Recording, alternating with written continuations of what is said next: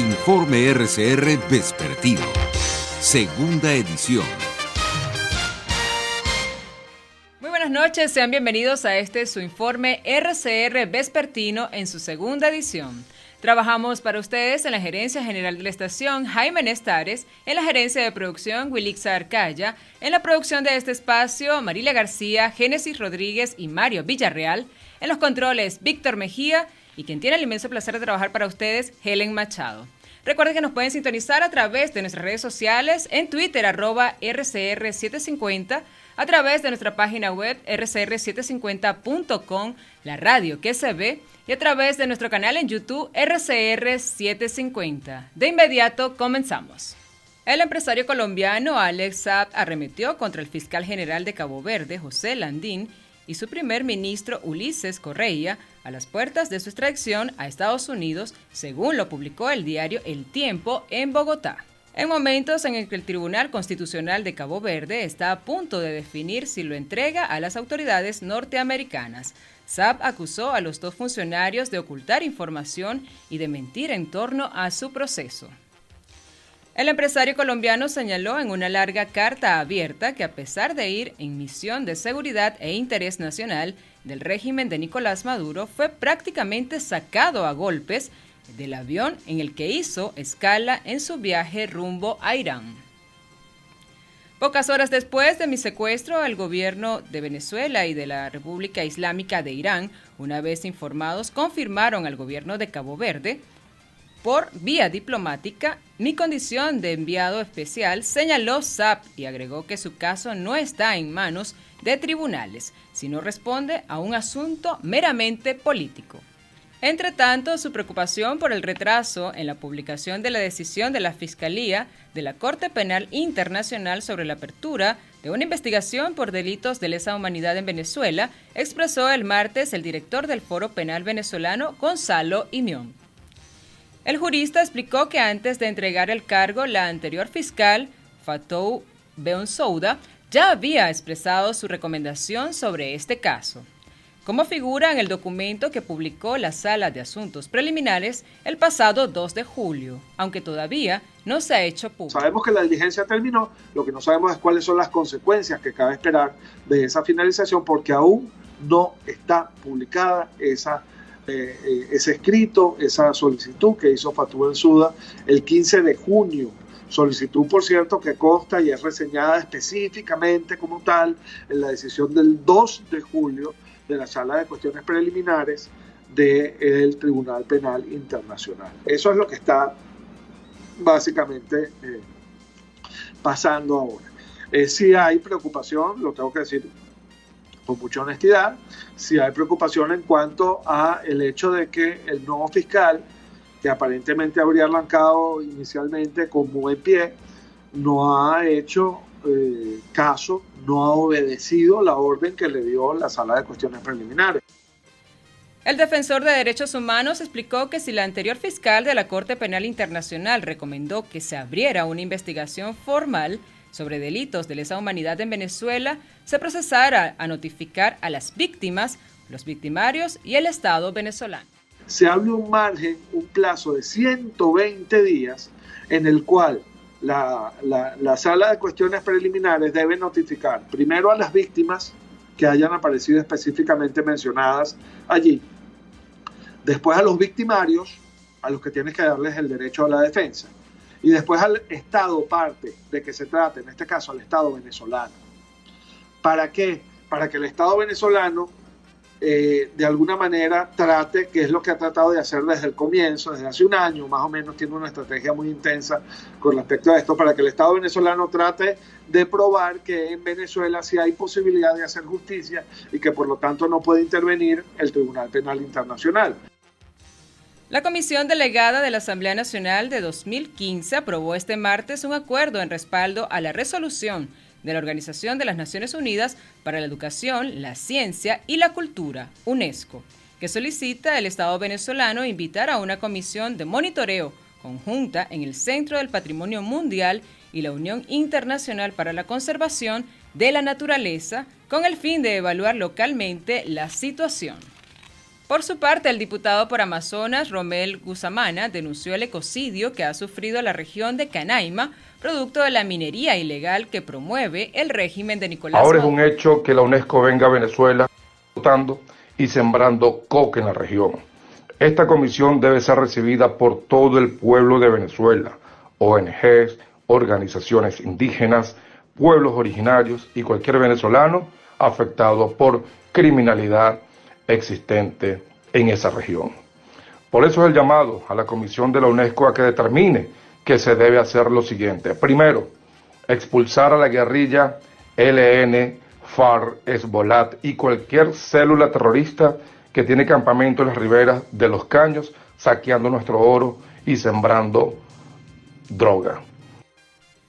Por su parte, los familiares de un grupo de 15 indígenas que fueron aprehendidos en el estado Amazonas denunciaron su desaparición y abogaron por que no sean trasladados a otra entidad, tal y como lo indicó la madre de uno de los detenidos en un video publicado por el Observatorio Venezolano de Prisioneros. Metimos un recurso de amparo por nuestros familiares que fueron secuestrados en el día de ayer y por lo que quedan por llevar. Hoy el presidente del circuito judicial, Hermes Confrontado, nos recibió el documento y estamos también, contamos también con su apoyo para que nuestros familiares no sean sacados del estado Amazonas. Somos indígenas de esta región, porque como siempre lo digo, por nuestras venas corren sangre indígena. Ayer se llevaron a mi hijo, pasado mañana pueden llevarse a los hijos de ustedes. Por su parte, el coordinador general del Programa Venezolano de Educación y ASIOC Provea, Rafael Uzcategui, denunció este martes el fenómeno de desplazamiento interno que está ocurriendo en zonas urbanas en el país, producto de la violencia, tal y como ocurrió recientemente en la cota 905. La violencia urbana ha ocasionado la aparición de otro similar, que es el desplazamiento interno, por parte de familias que quieren escapar de los enfrentamientos entre bandas antisociales o entre estas y la policía o los operativos policiales realizados con el uso indiscriminado de la fuerza. En diferentes zonas de Caracas hay abandonos de viviendas, ventas desesperadas a precios muy por debajo de su costo, lo cual pudiera incidir en el incremento de los indicadores de pobreza en nuestro país. Exigimos la protección de los jóvenes varones de estos sectores y no su a priori criminalización. En internacionales, la corresponsal del diario ABC de España en Cuba, Camila Costa, que se encontraba en arresto domiciliario tras informar las protestas contra el régimen de Miguel Díaz-Canel, volvió a ser detenida e interrogada, según informó el portal Cubanec, otro medio para el que trabaja. La comunicadora confirmó los hechos en Twitter. Hoy fui arrestada por la seguridad del Estado de Cuba. Están presionando a la familia de Fabio Corchado, amigo que me ha dado techo después de ser desalojada, y por ello tienen preso a su hermano Víctor Glés. Quieren que ellos me echen de la casa. Continúo en reclusión domiciliaria. Horas antes había comunicado: hoy cuento 10 días de reclusión domiciliaria forzosa con vigilancia 24 horas, después de pasar 4 días en calabozos, incomunicada, acusada de desorden público por informar de las protestas el 11 de julio. No soy libre, todo lo contrario, estoy en espera de juicio. Por su parte, el gobierno de España expresó este martes su reprobación por la nueva detención por parte de las autoridades cubanas de la corresponsal de ABC en La Habana, Camila Costa, aunque no obstante la periodista ya fue liberada tras ser interrogada durante horas. La portavoz del gobierno, Isabel Rodríguez, aseguró que España defiende los derechos humanos y advirtió que Cuba no se concibe como una democracia. Por supuesto, nuestra reprobación de ser así. Este es un gobierno que defiende los derechos humanos y, por supuesto, defiende también la libertad de prensa. Y en otras informaciones, el presidente de Colombia, Iván Duque, asistirá a una toma de posición del mandatario electo de Perú, Pedro Castillo, que se llevará a cabo este miércoles en Lima, donde tendrá encuentros bilaterales con varios jefes de Estado. Duque se reunirá en la capital de Perú con el nuevo gobernante de ese país, el rey Felipe VI de España, y con el presidente de Argentina, Alberto Fernández, entre otros. Asimismo, tendrá un encuentro virtual con el secretario general de la Organización para la Cooperación y el Desarrollo Económico, Martín Corman. Por su parte, el mandatario interino de Perú, Francisco Sagasti, destacó la necesidad de respetar los procedimientos que consagra la actual constitución del país suramericano en caso de que el presidente electo decida plantear su reforma tal y como lo asumió en campaña electoral. Ya el punto de vista que hemos expresado y expresado en diversas oportunidades desde que era congresista es que nos parecía más conveniente seguir estrictamente los pasos que la propia Constitución establece para su reforma.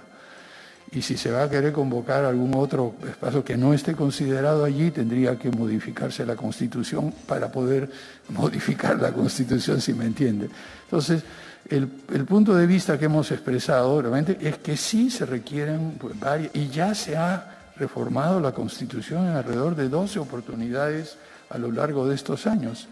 Y creo que eso es un camino mucho más expeditivo.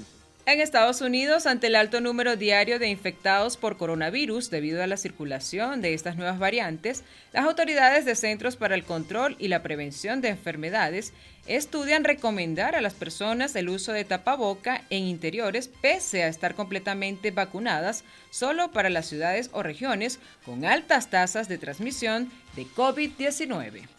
Los funcionarios federales de salud todavía creen que las personas completamente vacunadas representan una cantidad muy pequeña de transmisión, según las fuentes citadas por la agencia de noticias. Aún así, algunas podrían tener niveles más altos del virus de lo que se entendía anteriormente y potencialmente transmitir el virus a otros, dijeron.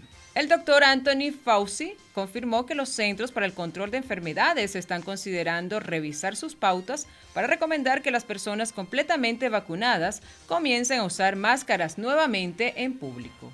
Por su parte, el subsecretario de Prevención y Promoción de la Salud de México, Hugo López-Gatell, indicó que en la tercera ola de contagios por COVID-19 que se registra en diversos estados del país, la letalidad del virus es de apenas el 2% si se compara con la primera ola, donde esta tasa alcanzó el 22%, debido principalmente al avance del plan vacunación en la nación norteamericana. La letalidad es un índice epidemiológico que refleja la probabilidad de morir como consecuencia de una causa específica. En esta situación, desde luego, es COVID. La probabilidad de que una persona enferma de COVID muera de COVID. Cuando tuvimos el punto máximo de la primera ola, la probabilidad era de 22% para las personas que padecen COVID. Ojo, no quiere decir que 22% de las mexicanas y mexicanos fallecieron. Entre tanto, la principal formación política en el Parlamento de Túnez propuso este martes celebrar elecciones anticipadas tras las contundentes acciones del presidente Kais Saied, que suspendió la asamblea y destituyó al primer ministro, generando preocupación en la comunidad internacional.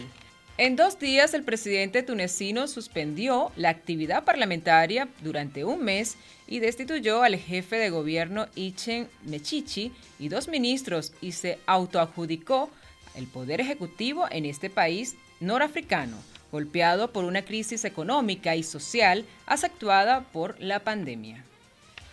En economía, con un alto porcentaje de su población ya vacunada contra el COVID-19, los países ricos aceleran este año su recuperación, mientras que buena parte del mundo en vías de desarrollo se quedarán atrás, advirtió este martes el Fondo Monetario Internacional, que mantuvo en el 6% su previsión de crecimiento global para el 2021.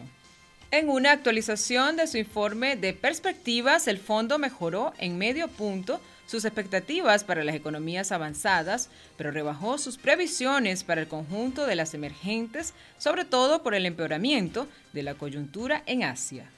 Los precios internacionales del petróleo perdían terreno en horas de la tarde. El WTI de referencia en Estados Unidos se ubicaba en $71.60 el barril, mientras que el Brent de referencia en Europa se cotizaba en $74.39 el barril. Y pasamos a materia deportiva. 4 días después de que se confirmaron los cruces por los cuartos de final de la Copa Libertadores, la Conmebol dio a conocer la sede final de esta nueva edición, la cual se disputará el próximo 27 de noviembre en el Estadio Centenario de Montevideo, en Uruguay. A través de un flyer oficial en el ente que regula el fútbol suramericano, informó el lugar en el que se desarrollará el duelo que definirá el mejor equipo del continente hasta el momento, y con un partido pendiente. Son 9 los clubes que participarán por las 2 plazas que entregará este gran evento. Y así llegamos al final de este compacto informativo. Los invitamos que sigan con más de la programación de su RCR. Hasta aquí este compacto noticioso. Manténgase en nuestra sintonía, porque estaremos informándole de la noticia al momento de producirse. RCR 750 AM.